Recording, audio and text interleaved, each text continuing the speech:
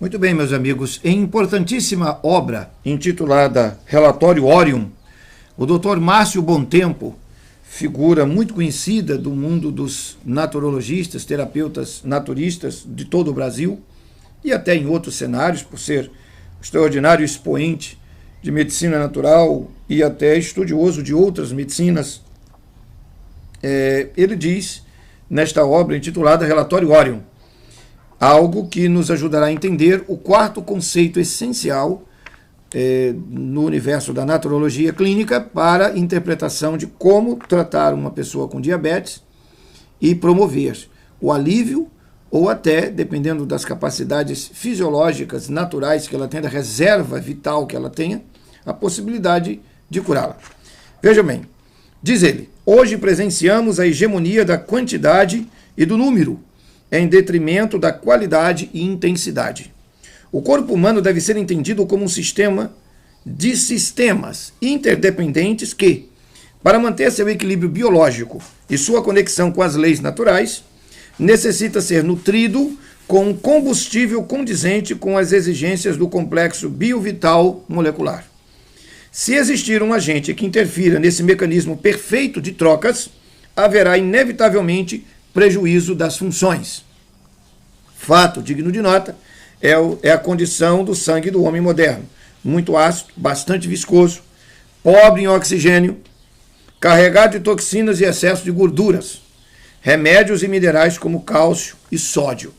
Perdeu-se no tempo o conceito da importância de uma dieta mais simples, frugal, natural e suficiente. A condição dos intestinos do ser humano é decididamente caótica, apresentando putrefações focais ou amplas, permitindo assim que o sangue assimile cronicamente cargas tóxicas, que serão distribuídas por todos os tecidos e células. A citação é de uma importância extraordinária. Eu apontaria dois grandes aspectos que acrescentam o raciocínio que já foi enunciado nos três conceitos anteriores: homeostasia, a importância do equilíbrio emunctorial e a questão da acidose. Aqui diz ele que se nós perdemos o equilíbrio, ele diz exatamente assim: se existir um agente que interfira nesse mecanismo perfeito de trocas homeostáticas, haverá inevitavelmente prejuízo das funções. Portanto, endossa o raciocínio que temos de que o diabetes não é doença isolada, mas é provocado por um conjunto de fatores. Nós mencionamos 7 fatores que foram o sistema nervoso central com alteração severa por conta de uma anormalidade na coluna, ou seja, um desvio, escoliose, lordose, cifose, algum problema na coluna vertebral que está movendo a estrutura nervosa e, por extensão, impedindo que as ondas eletromagnéticas que vêm do cérebro possam ativar perfeitamente o pâncreas e o fígado. Em segundo lugar, a questão dietética, esta é consolidada na civilização em que estamos, e ele menciona isso de maneira muito pontual, mostrando que é caótica a situação dos intestinos, apresentando putrefações focais e locais, e algumas delas amplas, destruindo o intestino quase todo. A questão da hereditariedade, quando você tem uma mesa que só come a mesma coisa e todos os parentes sempre viveram naquele estilo, então a doença de um vai repassar para o outro, como uma condição hereditária e até educativa. A tensão emocional decorrente desta vida que temos, o choque psíquico pelo embate do dia a dia e até pela constatação dessa doença, o uso de drogas, que é colocado por conta de diversos fatores que nos assediam no trato das doenças, e a insuficiência hídrica, que para mim é uma das mais terríveis condições associadas a essa dificuldade. Por último, a questão dos intestinos do ser humano, que é decididamente caótica, apresentando putrefações focais ou amplas.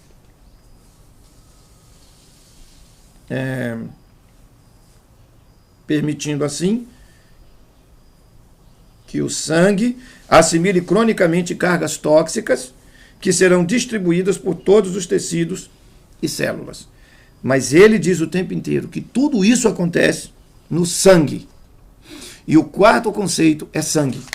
Quando digo que o quarto conceito é sangue, eu quero evocar aqui o texto do Tratado de Fisiologia Humana, do Dr. Arthur Guyton, onde ele diz assim: a função última função de todos os processos digestivos e metabólicos do corpo é a de prover nutrientes para esse corpo. E, indiscutivelmente, a maior parte desses nutrientes fornece energia para a execução das diferentes funções corporais. Então, essa citação, que está no Tratado de Fisiologia Humana, página 430, do Tratado de Fisiologia Humana de Guyton, é de uma importância extraordinária. Por quê?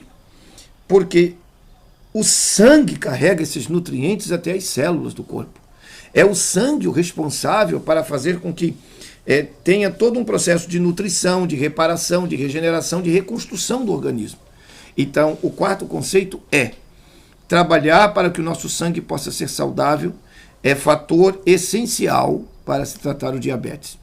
Então, entenda, não é possível tratar o diabetes sem o enfoque dos 4 princípios: homeostasia, equilíbrio mictorial, acidose e alcalinidade, para prover um sangue de excelente condição. Por quê? Ainda uma última citação, lembrei-me agora, existe um apontamento que não posso deixar de forma alguma de passar, que foi mencionado,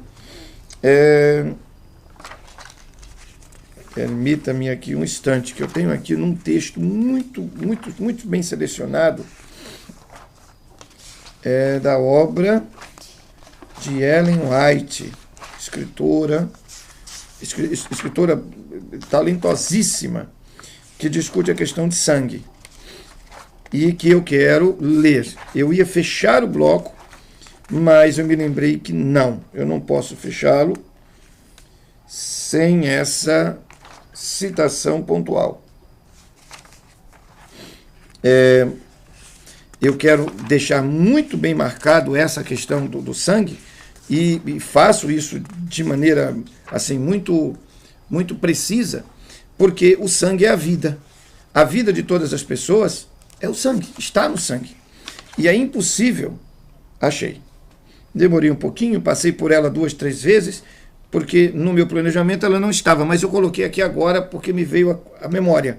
E não ia deixar de, por questão de 1, 2 minutos a mais ou a menos, caçá-la aqui. Veja bem, no livro A Ciência do Bom Viver está escrito assim: para termos boa saúde é necessário que tenhamos bom sangue, pois este é a corrente da vida. Ele repara os desgastes e nutre o corpo. Quando provido dos devidos elementos de alimentação e purificado e vitalizado pelo contato com o ar puro, leva a cada parte do organismo vida e vigor. Quanto mais perfeita a circulação, tanto melhor se realizará esse trabalho.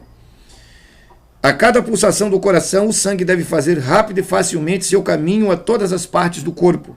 Sua circulação não deve ser estorvada por vestuários ou cintas apertadas, nem por deficiente agasalho dos membros. Seja o que for que prejudique a circulação, força o sangue a voltar aos órgãos vitais, congestionando-os. Essa citação foi muito importante. Está no livro Ciência do Bom Viver, que é uma obra fantástica, onde ela elucida muitas questões sobre saúde. Mas aqui eu quero fechar esse bloco falando sobre sangue, dizendo o seguinte: no sangue está a nossa vida. O pâncreas, que está com a insuficiência e não consegue lidar com a questão da insulina, ok? Da metabolização com açúcar, e que aí precisa se lançar insulina, enfim, todo o perfil que já lemos e já verificamos, ele recebe um sangue, que é o mesmo sangue que visita cérebro, pele, intestino, todos os lugares. Então esse sangue vem do intestino com circulação de retorno, vem de baixo do corpo, voltando para o coração, trazendo do intestino toda sorte de acidez, de resto de fezes apodrecidas, e essas fezes apodrecidas misturadas e diluídas no metabolismo invadem os tecidos do pâncreas, do fígado, emporcalhando tudo e destruindo tudo. Então quero reafirmar que sem equilíbrio mictorial é impossível ter um sangue saudável e limpo. E eu fecho esse bloco com esse quarto conceito e vamos avançar um pouco mais para entender como tratar a dificuldade denominada diabetes por métodos rigorosamente naturais.